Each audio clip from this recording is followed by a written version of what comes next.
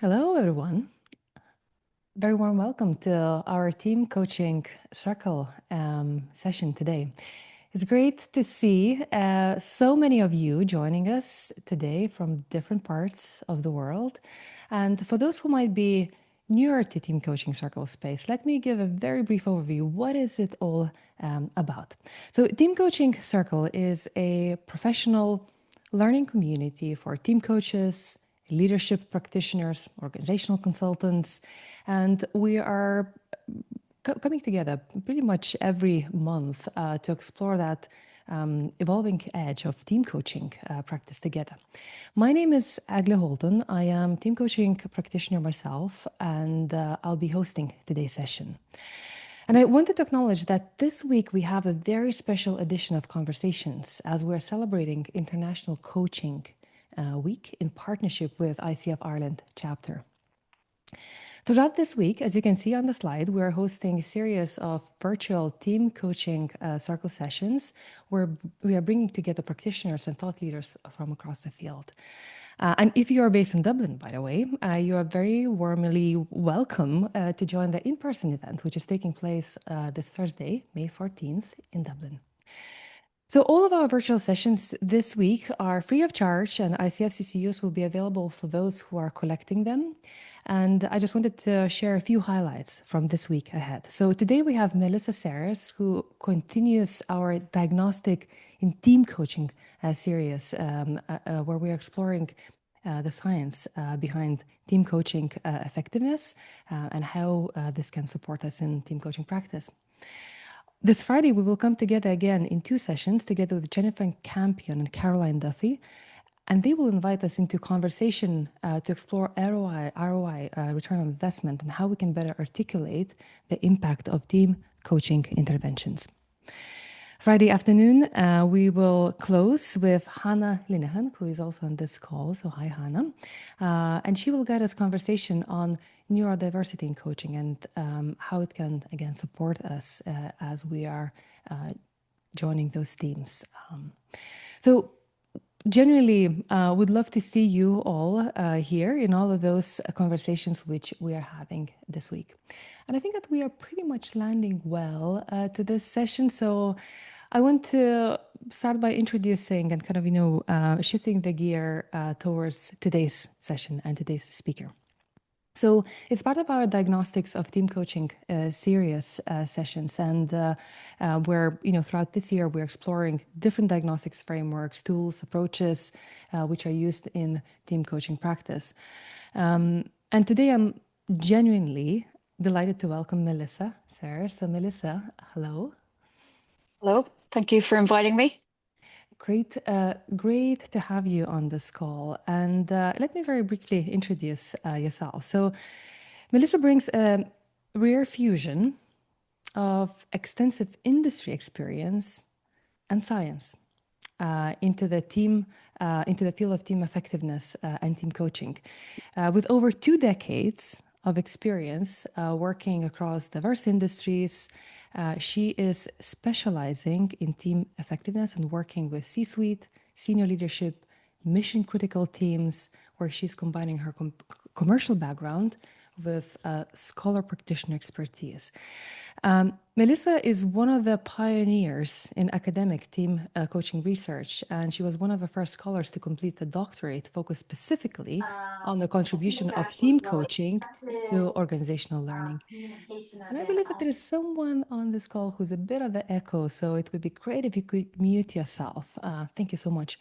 So today, Melissa is going to share the research-backed 6 team conditions framework on how team coaches can be more intentional in setting those conditions to enable teams to thrive.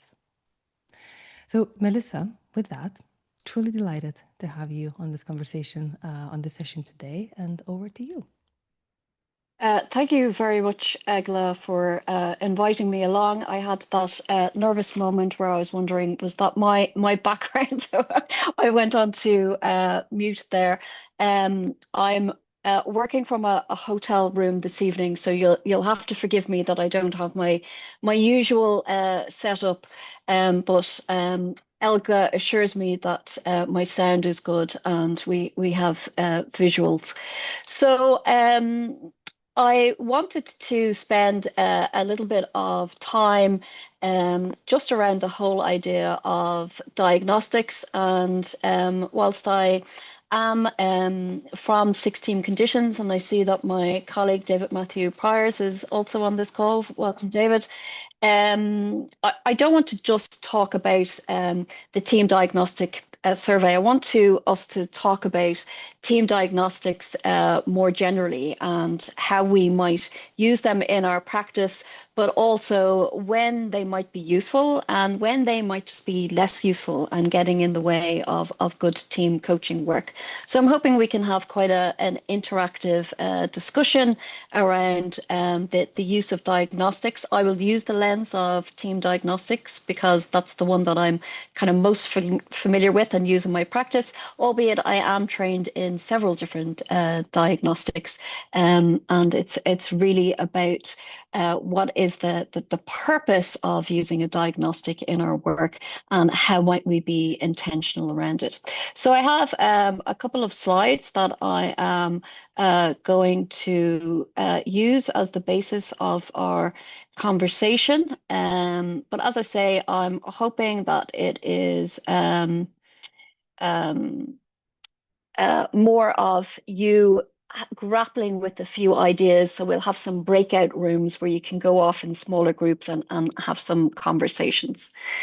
Um, so I guess the first of me putting you into breakout rooms is I'm going to share two ideas and then I'm going to ask you to go into breakout rooms and have a discussion about that. So the first idea of is just having a sense of where do you tend to go as a team coach?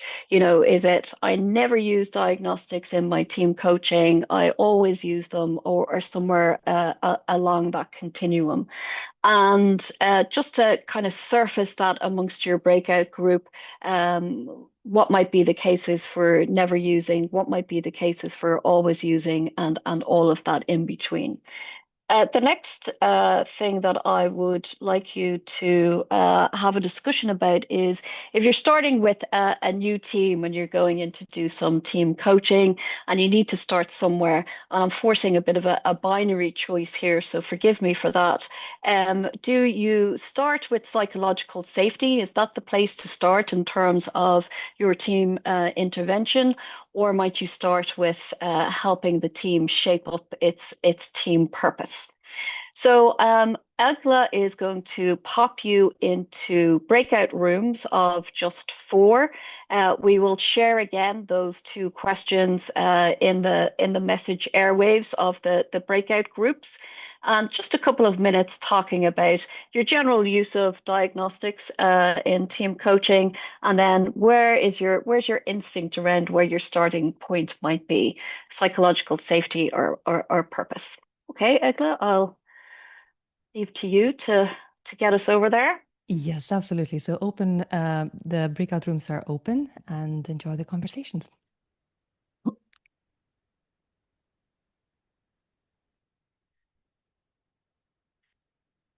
Welcome back. So I just want to invite some popcorn reflections. We're not going to be able to hear from all of the groups, but if we start with the first kind of question around use of diagnostic, um, if I could invite one or two people to come off mic and share what was kind of getting raised in your groups, that would be super.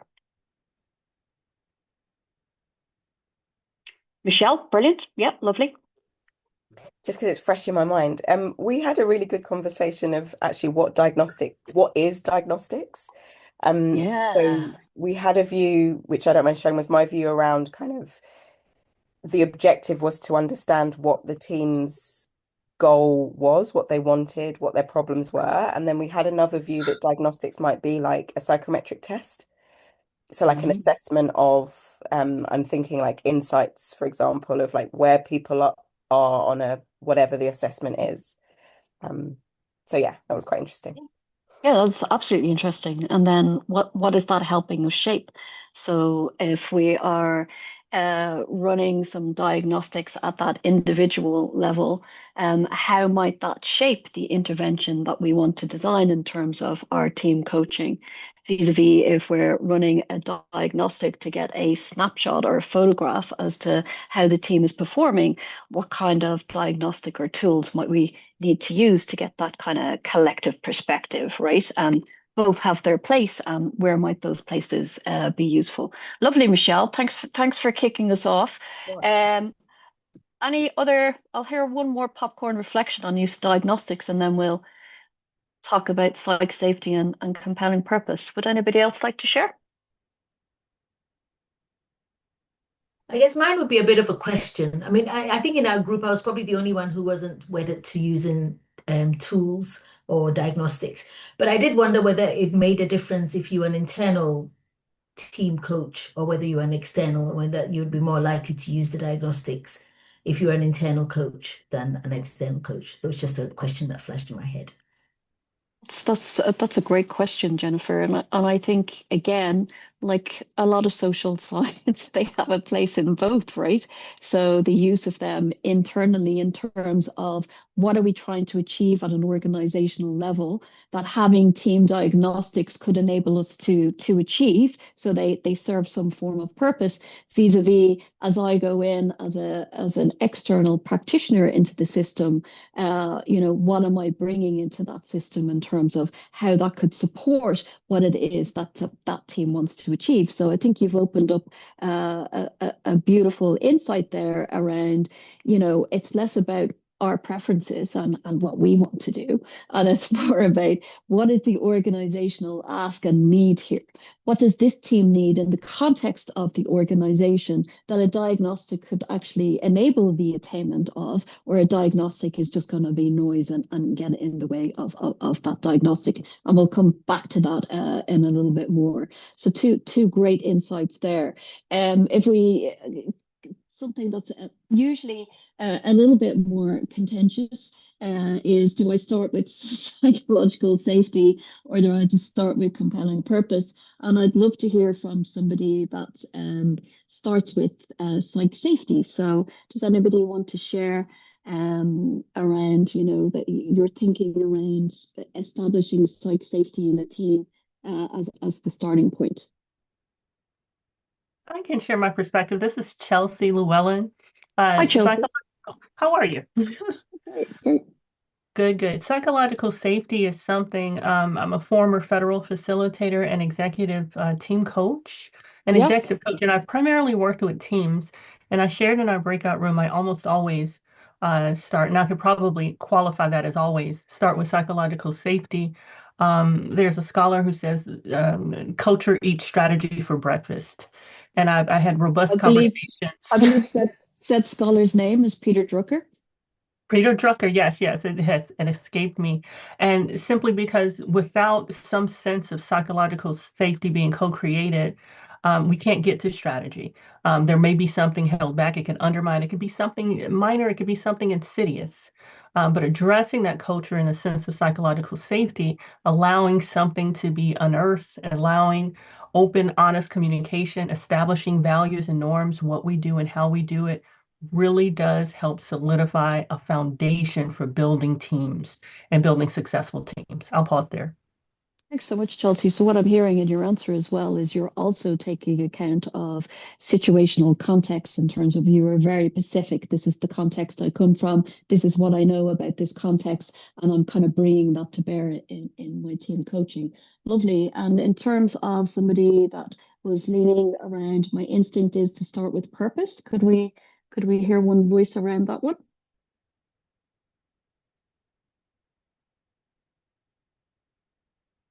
Mike. Yeah, maybe the thought that I'll share on this one is that I find that when starting a session, especially with a new team, getting some clarity around alignment on team purpose is really helpful at setting up that site safety, because then it enables people to at least say, well, my perspective on how we do something that we agree with is X or Y or whatever it is. So the orientation around we're all aligned on one purpose, and if there is some agreement, even if there's nuance in language, that helps people set up psych safety around that. Yeah, lovely, Mike. Thank you. Thank you for sharing. And I guess a lot of this requires our discernment and judgment, right? And where does that come from? It comes from experience.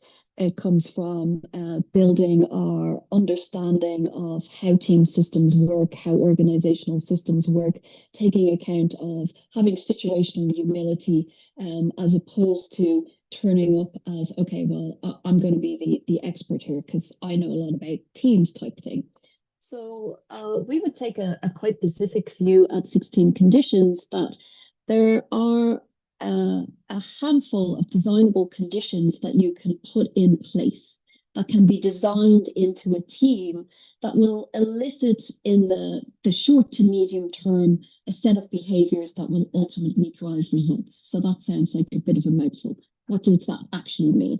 What that means is there are certain inputs, there are certain things such as a compelling purpose, such as helping people get role clarity around that purpose, such as helping teams understand who their stakeholders, that we can structurally coach for our teams, whether that be us as team leader in terms of spending time to design those structural features, whether it be you as coach coming in to support the team leader to consider some of those designable features that will elicit and sustain in the short and medium term a set of behaviors. So what kind of behaviors would we want to see on teams? Well, we would want to see teams that are motivated around their collective work. We would want to see teams that figure out better ways to get the work done.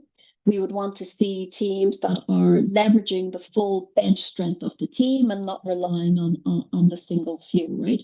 So they are useful behaviors that we would want to see on teams. But ultimately, as team coaches, we're concerned with team results and team effectiveness. So in terms of how does this, how do these two things come together around compelling purpose and psychological safety? Well, we know from the science of team effectiveness that a compelling purpose is something that helps a team get clarity on the why and what and leads them into the how of the work. And it's true that that clarity that we start creating the conditions for psychological safety to emerge. So put another way, what is psychological safety? Psychological safety is a team construct. And within the context of a team construct, how do we create the conditions for individual members to take interpersonal risk? So if I don't know what you are wanting me to take an interpersonal risk around, so, whether it be challenging an idea or having a different opinion to somebody else, well, then I'm potentially not going to engage and take that interpersonal risk. However, if I have clarity of team purpose, well, then I know what you're inviting me into. Now, here's the rub. The rub is that, we say absolutely start with the conditions, one of which is compelling and team purpose.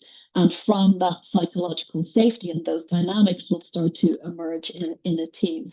However, there are some teams where the wound is just so raw that you couldn't possibly start saying, okay, well, let's start sitting down now and talking about how we're going to shape up the work of this team. So we might need to introduce something that invites the team into the work, creates a little bit of psychological safety, so then we can then actually have discussions about the what, why, and how work. And this is where diagnostics become useful. So what I like to think of a diagnostic is, and here's just some opening thoughts. And when I talk about diagnostics, that was a lovely observation. Like, what are we actually talking about here? What do we mean by a diagnostic in our team coaching? Certainly what I mean is a diagnostic at the team level. And the way I like to describe this is at the start of my intervention, I want a photograph of that team. I want to see how they're doing around some of these structural conditions that I know are important to drive performance. I want to know what's the kind of behaviors in this team in terms of, are they motivated? Are they figuring out good ways to do the work? Are they leveraging the talent? And I clearly want to know how they are doing in terms of team results. So a diagnostic gives me a criteria of team effectiveness. And what do we actually mean by team effectiveness? A diagnostic also invites the stakeholder voice. So we're not just looking at what is the voice of the team saying when we take this photograph in terms of how they're doing and where there might be some structural tweaks that we could make to improve how the team is performing. But it also has the potential to invite that stakeholder voice. How are those critical stakeholders seeing how this collective is doing in terms of the work? So when I talk about diagnostics in this context, I'm talking about taking that photograph from the perspective of the team. How are we seeing our performance? I'm talking about taking that photograph in terms of how are stakeholders seeing our performance. And it's like taking, I don't know what the analogy will be in your part of the world, but in my part of the world, it's like taking your car for the NCT. Is my car roadworthy to be on the road? I'm getting a little look under the hood. Now I'm going to, tweak the oil and do all the things. You can clearly tell I'm not a person that does any of that in my household, but I'm going to do all those things that tweak that in order to get a better performance from that engine or whatever the case may be. And here's where diagnostics become interesting, because from the use of science, we can take a measurement of a team in terms of its performance, things that we know that we can hold up as the criteria of team effectiveness. And I'll speak to that in just a moment. But also, teams are social systems. So often it doesn't really matter too much about, when we come at a system and show them a snapshot of their team, it's less about us being expert around that, what that photograph might be showing us, and more about our capability as team coaches to help that team, help that social system sense make the photograph together and agree in terms of this photograph, what are the things that we might want to work on here that could potentially improve our performance as we move forward. And we know that teams are operating in multiple team environments. So most of the teams that we work with now, members are part of multiple team membership, and that there's ambiguity, there's pressures there around resources and all of that good stuff. So another useful thing that a diagnostic can bring about is helping the team have a shared language around some of the patterns that are getting illuminated here in terms of how we work together. And one of the watchouts that I would have is diagnostics that can illuminate patterns, and our ability as coaches to help teams and systems illuminate those patterns in useful ways, vis-a-vis diagnostics that are maybe attaching unhelpful team levels or team labels to that team. Or my concern around individual diagnostics often is it's attaching unhelpful labels to individuals, and we're not there to coach the individual, we're there to coach the team. So my proposition here for you to consider is that a team diagnostic isn't the complete picture. It doesn't have everything. We invite the voices in to do sense making, but it's a good starting point. It's allowing us to lift the hood of the car, have a look under and see what are a couple of things that if we designed or redesigned around how this team is structured would help us reimagine new possibilities for this team. And ultimately, then we can provide useful coaching for that team, as opposed to the coaching that is just our kind of go-to or things that we might like doing with a team, or something that's not actually going to meet the organizational ask. Another reason why I find diagnostics, team diagnostic useful in my practice is it allows for some kind of performance measurement. So if we take the photograph at the start of the intervention, We can take a photograph at the end of the intervention, and we can make comparisons between, from going through this cycle of 3, 6, 9 months of team coaching, have we moved the dial here in terms of the team's results, in terms of how the team have structured itself for performance, and so on and so forth, including, importantly, through that stakeholder voice. So if we look at what a team coaching engagement might look like end to end, and where a diagnostic might fit within that at the start and at the end, I just kind of wanted to share with you my process for going about this. So my process is to do some contracting with the leader and the team, agree a vision of success for coaching, get permissions to run a diagnostic if I think that a diagnostic is going to be useful for this team and time. What might make me think that a diagnostic is not useful? Well, the team only came together a week ago. There's just not going to be the data there to run a diagnostic, okay? So agreeing with the team, we're going to run a diagnostic here. In certain circumstances, I will also, outside of that diagnostic, run some one-to-one interviews with team members and gather additional data in that way, see if I can get my hands on some organizational data. Where I do additional interviews outside of a diagnostic tends to be with teams that are involved in just more complex work.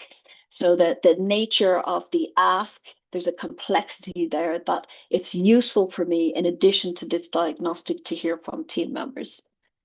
And then what I'm wanting to do is review that data and start making some hypotheses around what it is that I'm seeing that's going on here. How might I interpret this diagnostic data and start developing some themes that could be useful in the context of the vision of success that the team and the leader have described?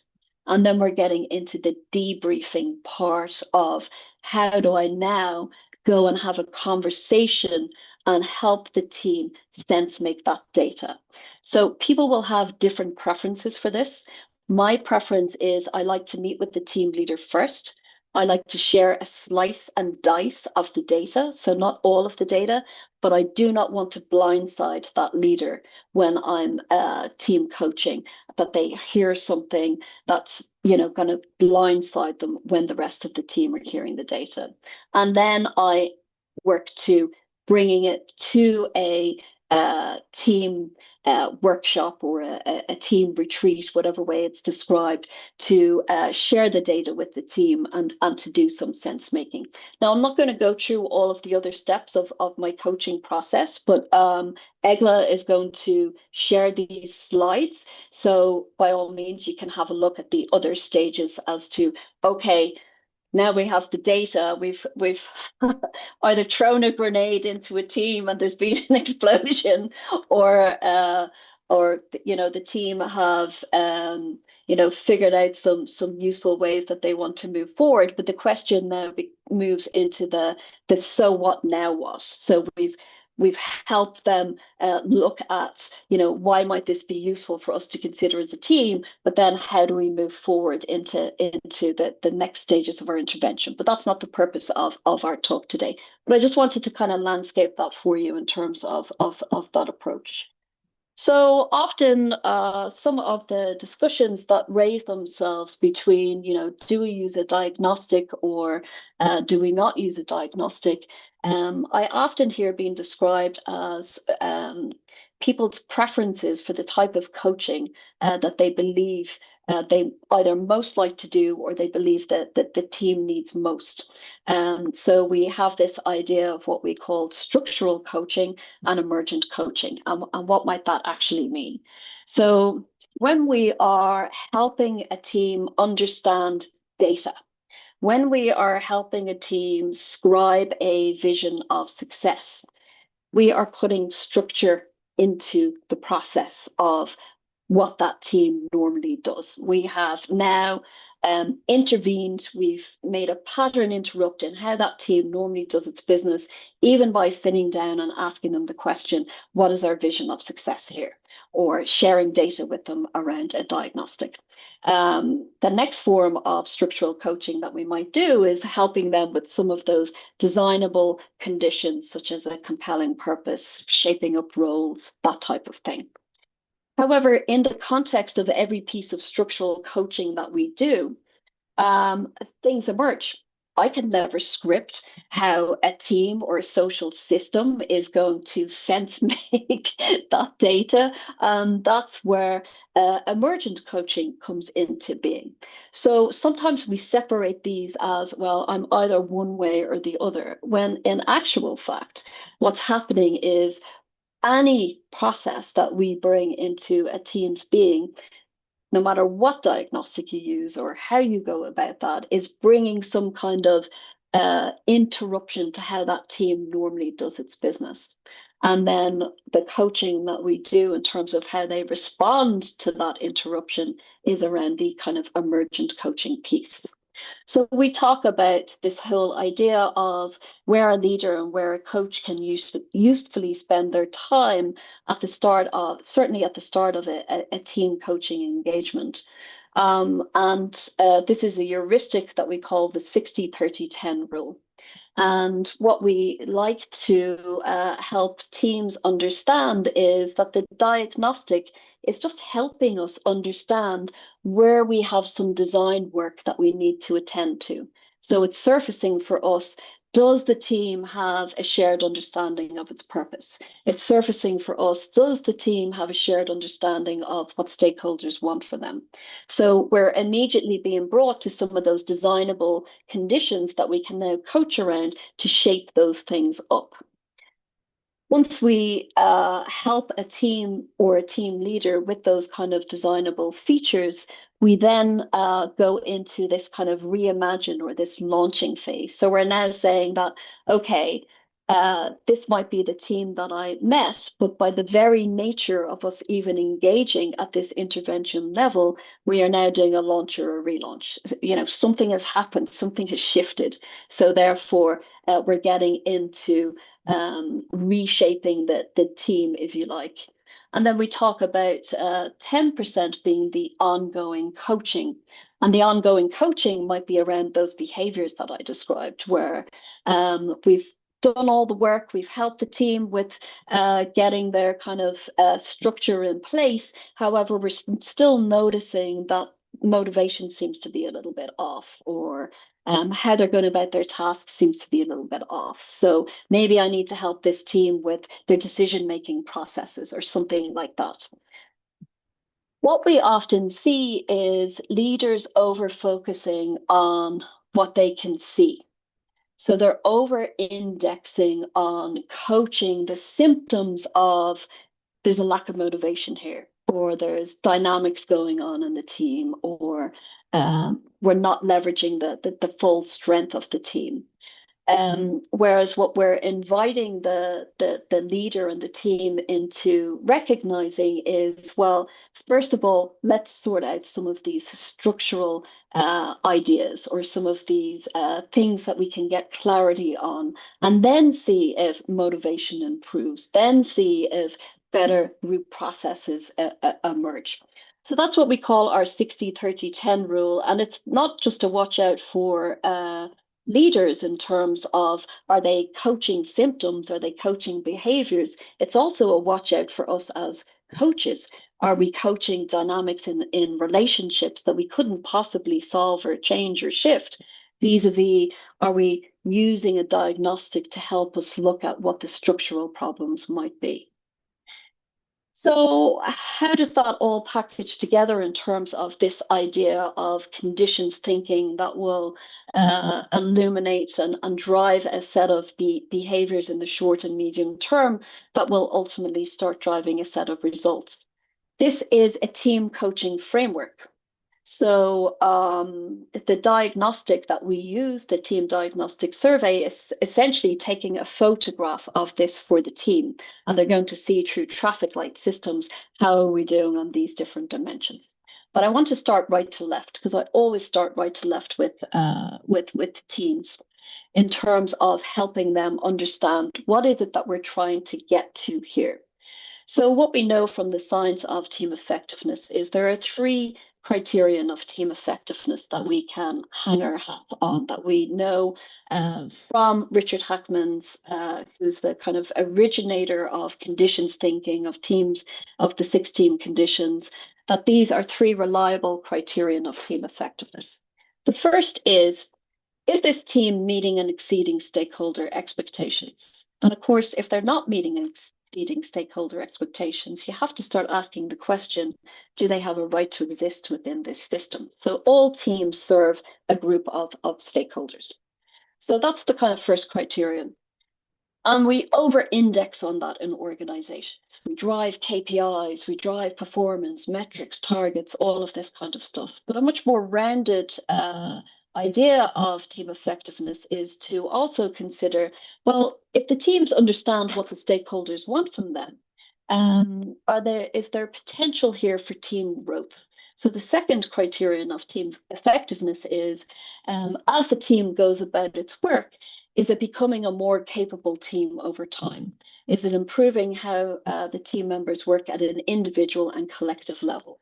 And the third criterion of team effectiveness, which in today's world, you know, we need to dial this up more, is from being a member of this team, am I experiencing team member satisfaction and well-being, or is it an absolute exercise in frustration? Because as we all know, teams can win, and they can win in ways where the team want to go again, or teams can win and it can be so ugly for the team members that they don't want to go again. I'm sure that's kind of short term, and it's not taking that longer term view. So those are the three criterion of team effectiveness that a diagnostic can measure. Not just the team diagnostic survey, but other diagnostics can equally measure that. It's useful for a team to have a self-reflection on that in terms of what is the voice of the team saying around these three things. But it's also useful for stakeholders to give feedback and for that to start becoming how the team shapes its work and moves forward. So in this particular team diagnostic, you get the voice of the team and the voice of the stakeholders. So then if we're saying, okay, well, we've got some areas that we need to improve here, we go back to what are the inputs that we can put in place that will start, you know, setting us up or stack the deck in favor of us achieving those types of results. And that's where the 6 conditions come into play. The first, at its most simplest terms, is are we a real team or a team in name only? And we're a team in name only if I'm a manager and I have 12 direct reports, but there's no organizational ask or need for them to be a team. I just have 12 direct reports and I'm calling them a team. So are we a real team or a team in name only? Do we have a compelling purpose? Am I anchoring my team around the why of the work? Am I helping the team understand within that compelling purpose how they can contribute in terms of, you know, I have the right people here, but am I deploying them in useful ways around this compelling purpose? And we call those the 3 essential conditions. In terms of breathing life into those foundations, we talk about the enabling conditions. So I understand what the purpose of the team is, but are we clear on how the team will go about its work? So that's where work design comes in terms of how will we break the work down into meaningful bite-sized chunks, but also what are the norms that we must agree in order to achieve on our purpose. Those 4 conditions are within most team leaders' remit to design. Sometimes organizational support, the 5th condition, isn't necessarily within the team leader's direct remit to design. So how information is shared around the organization, or the reward system in the organization, or how education and training takes place might not be in the direct remit of the team leader. However, the team leader and the team can influence around the organizational support that they need to get the work done. And team coaching is deliberately last here in terms of this framework and in terms of this diagnostic quite deliberately. My colleague Ruth Wagaman engaged in a study around this whole idea of when is coaching helpful and when is it harmful. And her Zurich study, which you can have a look on Google Scholar, download around looking at self-managing teams, looked at when is coaching potentially helpful to a team and when might it be unhelpful to a team. And I'm not doing the study justice here, but at a very high level, team coaching is not universally helpful. It becomes helpful when there is something that the organization needs. There's an output that is required that is greater than the sum of individual parts. So the task requires us to become a team. It's helpful when the coaching focuses on the team's strategies to improve how they're going about the work. It is helpful when it's available. And that might seem like hold on, but is there team coaching available to the team, whether it be through the team leader, another team member, an internal team coach, an external team coach, somebody else in the organization? And it's helpful when it takes account of team task cycles. So teams are usually engaging in cycles of tasks that have beginnings, middles, and ends. So I can usefully provide coaching at the beginning of a task cycle, motivate the team around the purpose. What's the purpose of the work here? I can usefully engage a team at the middle of a task project because the clock has started to tick. So therefore I can engage them around, is there better ways to get the work done? I can usefully engage a team at the end of a task cycle through sunsetting mechanisms, after action reviews, all the things that you already have in your toolbox around helping teams learn. And that comes at the end of a project. Where unhelpful team coaching occurs is I say I'm providing team coaching, but all of my engagements and all of the work of the team is expressed through one-to-one interviews and through this kind of hub and spoke. So I never actually brought the team together to understand the what, why, and how of the work.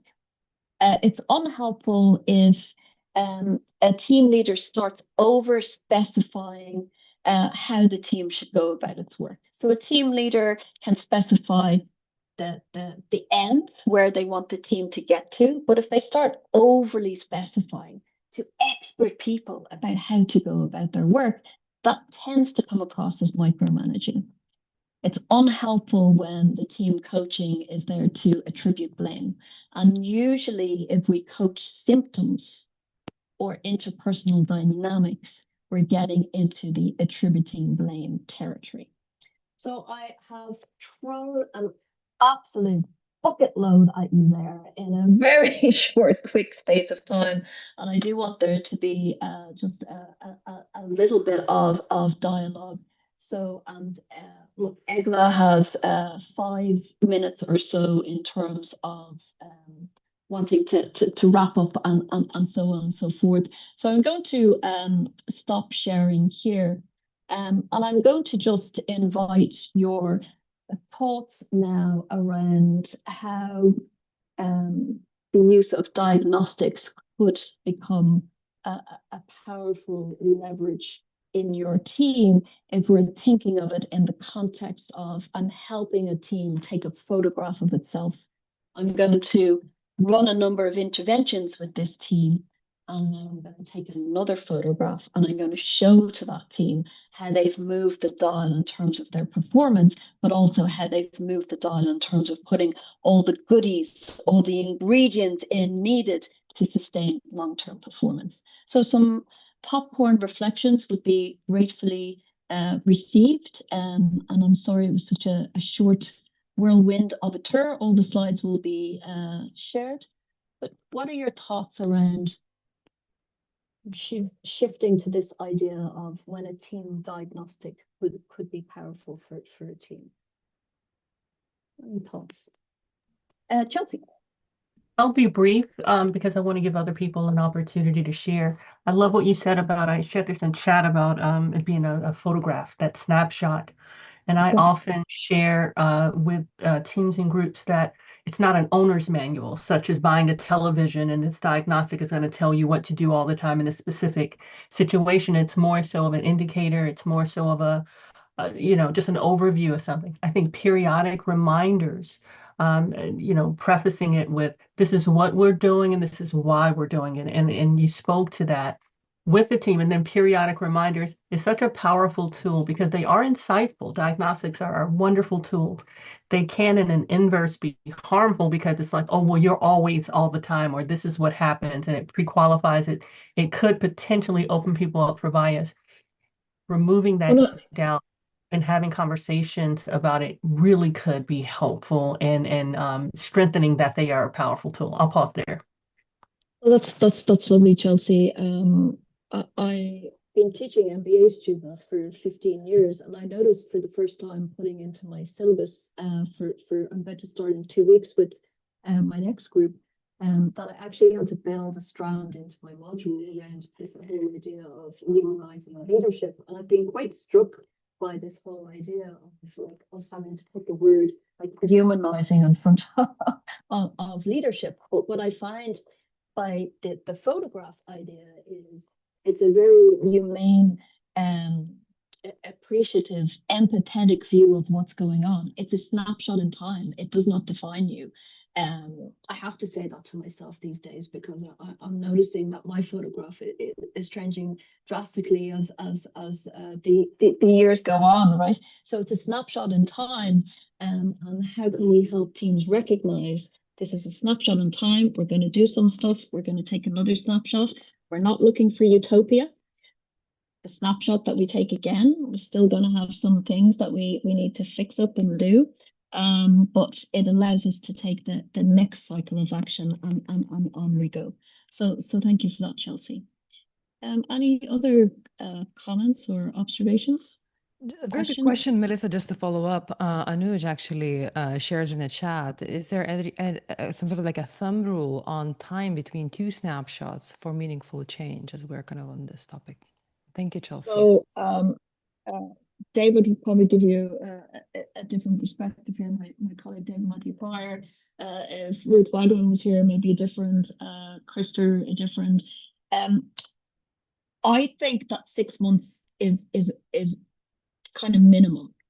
And the reason I say that is because we don't allow, again, it's bringing the humanity back. We don't allow for time and delay in systems and for learning to actually ripple through and start having second order impact, third order impact. So I think 6 months is a good period of time for us to really take that snapshot again, especially from a stakeholder perspective. Like, is a stakeholder really going to know a difference with that team 2 months in, 3 months team in? Probably not. 6 months, if those stakeholders aren't noticing something tangibly different, Houston, we have a problem. Yeah. God, it totally makes sense, Melissa, just allowing that time to land. Yeah. There's another question from Anna B, and she is asking, does the leader receive coaching as well while team coaching is conducted? Would it make sense? So kind of, what's the role and how that the whole intervention of team coaching plays out? Yeah, 100%. So Peter Hawkins talks about this idea of team coaching being about coaching the individuals together and apart. And I think it really depends on what we contract for. I personally think that the team leader having team coaching as the intervention going on is hugely powerful, because what we never want to do in our team coaching is deauthorize the authority structures in a team through not working alongside that team leader and kind of running the race at the same pace as the team leaders. So what I personally like to do is work as a pair of team coaches, where one of us will coach the team leader and the other coach will kind of have that kind of more kind of team view, and that allows us to have kind of separation so that we're not driving a leader agenda. Yeah, lovely. Thank you, Melissa. Annette actually is bringing the focus onto the team dynamics. And Annette, if you if you wish, please feel free to unmute yourself and join the conversation. But the question is, when you say that we are getting into attributing blame when we get into coaching team dynamics, can you expand a little bit more? Can you double click? Should we, are you saying that team coaching should not address team dynamics? So again, it would be great to clarify this. No, I'm not saying that we shouldn't address team dynamics, but sorry, Melissa, I'm finding it hard to hear you. It's Annette here. Apologies. Oh, is everybody else finding It sounds slightly kind of, coming in and out. There is, yeah, it just kind of, it's a bit wavy, but. Yeah, being close to your mic, Melissa, I think it's the mic distance from your mouth to your mic is somehow, it varies. Yeah. Now we hear nothing. Yeah.